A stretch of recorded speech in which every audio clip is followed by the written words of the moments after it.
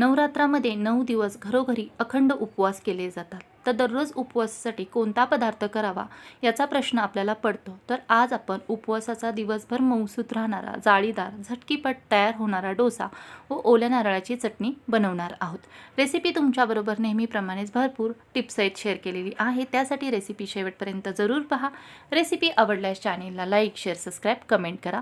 तसेच ही रेसिपी जास्तीत जास्त तुमच्या मित्रमैत्रिणींमध्ये, नातेवाईकांमध्ये शेअर करा. अधिक वेळ न घालवता रेसिपीला सुरुवात करूयात. नमस्कार, मी संध्याच रेसिपीमध्ये आपल्या सर्वांचं खूप खूप मनापासून स्वागत करते.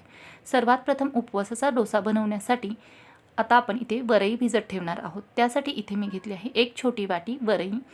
याचे वजनी प्रमाण म्हणा तर 50 ग्रॅम इतके आहे. सर्व वरई जी आहे ती इथे मी निवडून घेतलेली आहे. तर आता ही वरई जी आहे ना ती सुरुवातीला मी भिजत ठेवण्यापूर्वी 2 ते 3 वेळा पाण्याने स्वच्छशी धुवून घेणार आहे. कारण आपण मार्केटमधून जेव्हा ही वरई विकत आणतो त्यावेळेस ती बराच वेळा हाताळली गेलेली असते. तर ही वरई जी आहे ना ती स्वच्छ होण्यासाठी इथे मी 2 ते 3 वेळा पाण्याने धुवून घेत आहे. तर इथे पाहू शकता पाणी ॲड करून ही वरई जी आहे ना ती मी स्वच्छशी धुवून घेत आहे. तर ही वरई धुवून घेत असताना यामधून काळपट असे पाणी निघत आहे. तर ही वरई पूर्णपणे स्वच्छ होईपर्यंत इथे मी धुवून घेतलेली आहे.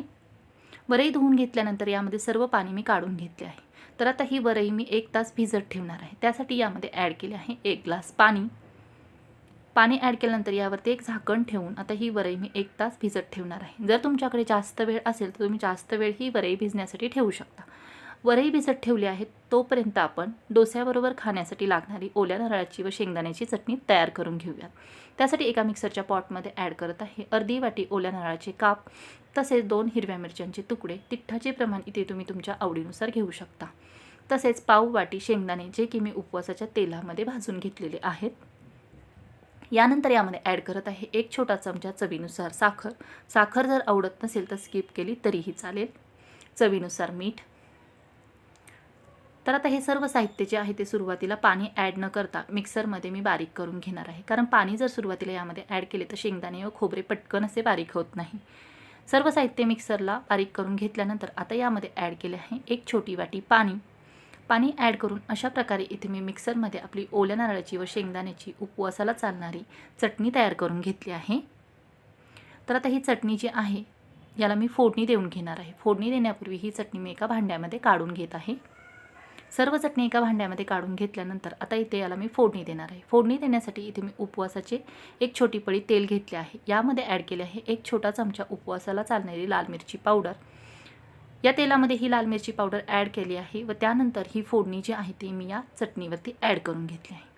ॲड केलेली फोडणी या चटणीमध्ये व्यवस्थित अशी मिक्स करून घेतली आहे. इथे जर तुम्ही उपवासाला जिरे खात असाल तर तेही या फोडणीमध्ये ॲड केले तरीही चालेल. फोडणी व्यवस्थित अशी मिक्स करून घेतल्यानंतर पाहू शकता चटणीला कलर किती छान आला आहे. ही मस्त अशी उपवासाला चालणारी आपली डोशाबरोबर खाण्यासाठी लागणारी चटणी जी आहे ओल्या नारळाची ती तयार आहे. अशा प्रकारे सुरुवातीला चटणी तयार करून ठेवली की पटकन असे गरमागरम डोसे आपल्याला लगेचच या चटणीबरोबर खाता येतात. चटणी तयार आहे. आता वरई भिजली आहे का ते पाहूया. तर इथे पाहू शकता वरईही आपली छान अशी भिजली गेली आहे. आता या भिजलेल्या वरईमधील सर्व पाणी जे आहे ना ते मी निथळून बाजूला काढून घेतले आहे. थोडेसे पाणी शिल्लक राहिले तरीही चालेल. आता ही वरई मी मिक्सरमध्ये दळून घेणार आहे व याचे डोश्यासाठी लागणारे बॅटर तयार करून घेणार आहे. तर इथे मी थोडीशी वरई मिक्सरच्या पॉटमध्ये ॲड करून पाणी न घालता अशा प्रकारे याचे बॅटर तयार करून घेतले आहे. व अशाच प्रकारे उरलेली सर्व वरई जी आहे ना मी ती मिक्सरमध्ये बारीक करून याचे बॅटर तयार करून घेतले आहे. तर या बॅटरची कन्सिस्टन्सी पाहू शकता अशा प्रकारे ठेवलेली आहे. सुरुवातीला वरई मिक्सरमध्ये बारीक करत असताना सुरुवातीच्या राऊंडला यामध्ये पाणी ॲड करायचे नाही. दुसऱ्या राऊंडला पाणी ॲड करून अशा प्रकारे बॅटर तयार करून घ्यायचे. ही वरईचे बॅटर तयार करण्यासाठी या छोट्या वाटीने मला इथे 1 वाटी इतके पाणी लागलेले आहे. अशा प्रकारे वरईचे बॅटर तयार आहे. आता या बॅटरमध्ये ॲड करण्यासाठी इथे मी घेतला आहे 1 मोठ्या आकाराचा बटाटा, जो की मी उकडून थंड करून याचे साल काढून घेतले आहेत. तर हा बटाटाही या वरईप्रमाणेच मिक्सरमध्ये मी बारीक असा वाटून घेणार आहे. त्यासाठी सर्व बटाट्याचे छोटे छोटे तुकडे करून एका मिक्सरच्या पॉटमध्ये ॲड केले आहेत. या बटाट्यामध्ये थोडेसे पाणी घालून अशा प्रकारे हा बटाटाही मिक्सरला मी बारीक करून घेतला आहे. सर्व बारीक करून घेतलेला बटाटा आता या वरईच्या बॅटरमध्ये मी काढून घेत आहे. बटाटा वरईच्या बॅटरमध्ये काढून घेतल्यानंतर आता हे बॅटर जे आहे ना ते मी इथे चांगले एकजीव होईपर्यंत फेटून घेत आहे. कारण हा बटाटा जो आहे ना तो पूर्णपणे या वरईच्या बॅटरमध्ये आपल्याला मिक्स करून घ्यायचा आहे. इथे पाहू शकता सर्व बटाटा मिक्स करून घेतल्यानंतर हे बॅटर जे आहे ना ते घट्ट असे झाले आहे। तर हे बॅटर आपल्याला जास्त प्रमाणात घट्ट असे बनवायचे नाही, तर डोसे आपले जे आहेत ना तव्यावरती व्यवस्थित असे स्प्रेड होत नाही। तर यामध्ये ॲड केले आहे मी ते एकूण 8 ते 9 चमचे पाणी ॲड केल्यानंतर आता हे पाणी जे आहे ते पूर्णपणे या बॅटरमध्ये व्यवस्थित असे एकजीव होईपर्यंत परत एकदा हे बॅटर मी छान असे फेटून घेत आहे। तर हे बॅटर जे आहे ना ते जास्त प्रमाणात पातळही करायचे नाही, तर डोसे जे आहेत ना ते तव्याला चिकटले जातात। तर अशा प्रकारे बॅटर छान असे फेटून घेतले आहे। यामध्ये ॲड केले आहे चवीनुसार मीठ। ॲड केलेले मीठ जे आहे ते या बॅटरमध्ये व्यवस्थित असे मिक्स करून घेत आहे। तर इथे आपले फायनली डोशासाठीचे बॅटर जे आहे ना ते तयार झाले आहे। हे बॅटर जास्त घट्टही ठेवायचे नाही किंवा जास्त पातळही करायचे नाही। अशा प्रकारे चमच्याने याची एकदम सहजरित्या धार पडली गेली पाहिजे, म्हणजेच आपले डोशासाठीचे बॅटर जे आहे ना ते परफेक्ट असे तयार आहे समजावे। आपण जे डाळ तांदळाचे डोसे तयार करताना बॅटर तयार करतो ना त्याच प्रकारे याची कन्सिस्टन्सी ठेवायची। अशा प्रकारे आपले डोशाचे बॅटर तयार आहे। आता याचे डोसे तयार करण्यासाठी घेऊयात। त्यासाठी इथे मी गॅस चालू करून तवा गरम करण्यास ठेवला होता। तवा गरम झाला आहे, याला मी सुरुवातीला उपवासाच्या तेलाने ग्रीस करून घेतले आहे। तर आता इथे मी डोश्याचे बॅटर तव्यावरती स्प्रेड करून घेत आहे। डोस्याचे बॅटर स्प्रेड करून घेतल्यानंतर इथे पाहू शकता याला छान अशी जाळी पडली आहे। गॅसची फ्लेम जी आहे ती इथे फुलच ठेवायची। फुल गॅसवरतीच हे डोसे जे आहेत ते तयार करून घ्यायचे, नाहीतर हे डोसे जे आहेत ना ते वातड असे तयार होतात। डोश्याची वरची बाजू सुकल्यानंतर याच्या बाजूने मी तेल सोडून घेतले आहे। तर इथे पाहू शकता या डोश्याच्या कडा ज्या आहेत ना त्या आपोआप सुटल्या गेल्या आहेत। तर आता हा डोसा आपण दुसऱ्या बाजूने भाजण्यासाठी पलटवून घेऊया। सुरुवातीला याच्या मी कडा ज्या आहेत ना त्या मोकळ्या करून घेत आहे।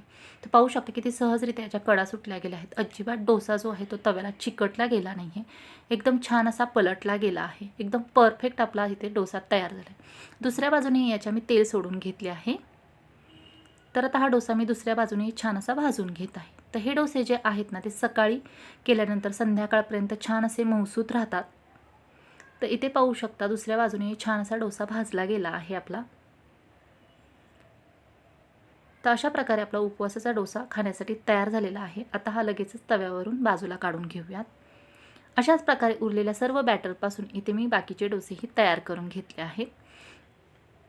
तर अशा प्रकारे आपला उपवासाचा डोसा खाण्यासाठी तयार आहे। त्याबरोबर खाण्यासाठी ओल्या नारळाची चटणी तसेच शेंगदाण्याची चटणीही तयार आहे। पाहू शकता किती छान असे जाळीदार व मऊसूत आपले डोसे खाण्यासाठी तयार झाले आहेत। हे डोसे जितके दिसायला छान दिसत आहेत ना तितकेच खाण्यासाठी छान असे लागतात।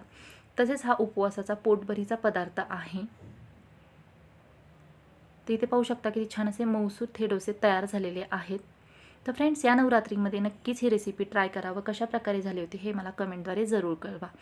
तर हे उपवासाचे डोसे जे आहेत ना तुम्ही अशा प्रकारे या चटणीबरोबर खाऊ शकता। रेसिपीसाठी लागणाऱ्या सर्व साहित्यांची यादी मी डिस्क्रिप्शन बॉक्समध्ये दिली आहे, तिथे जाऊन तुम्ही चेक करू शकता, जेणेकरून ही रेसिपी बनवताना नक्कीच याचा तुम्हाला उपयोग होईल। तर फ्रेंड्स कशी वाटली तुम्हाला आजची रेसिपी कमेंट करून जरूर कळवा। तसेच जर ही रेसिपी तुम्हाला आवडली असेल तर चॅनलला लाईक शेअर सबस्क्राईब करा, तसेच कमेंट करा। तसेच ही रेसिपी जास्तीत जास्त तुमच्या मित्रमैत्रिणींमध्ये नातेवाईकांमध्ये शेअर करा। व्हिडिओ शेवटपर्यंत पाहिल्याबद्दल धन्यवाद।